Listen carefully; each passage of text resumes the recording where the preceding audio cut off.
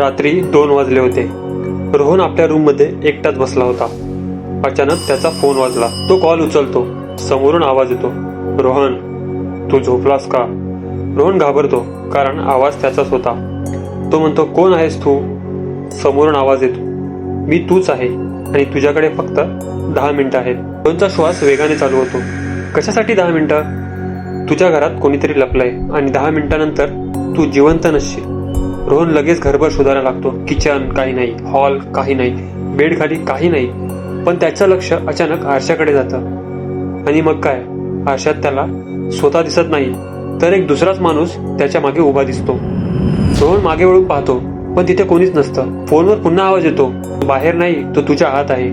रोहन हादरतो. काय म्हणायचं आहे? आवाज शांतपणे म्हणतो, तू गेल्या वर्षी जे काही केलं होतंस ते विसरलास का? रोहनच्या डोळ्यासमोर फ्लॅशबॅक येतो. आणि एका अपघातात एका माणसाला धडक दिली होती आणि पळून गेला होता. तो गिल्ट आतमध्ये दडपून ठेवला होता. आवाज म्हणतो, तो माणूस आजही तुझ्या जिवंत आहे आणि आज तो बाहेर येणार आहे. रोहन जोरात ओरडतो, नाही. अचानक लाईट जाते आणि 10 मिनिटांनंतर पोलिसांना रूममध्ये त्याची डेड बॉडी सापडते. आरशावर रक्ताने लिहिलेलं असतं, ट्रूथ नेव्हर डाईज. आपण केलेली चूक कधीही आपल्याला सोडत नाही आणि एक दिवस ती आपल्यासमोर उभी राहतेच. असेच व्हिडिओ बघण्यासाठी लाईक करा, फॉलो करा आणि शेअर करा. भेटूया पुढच्या व्हिडिओमध्ये.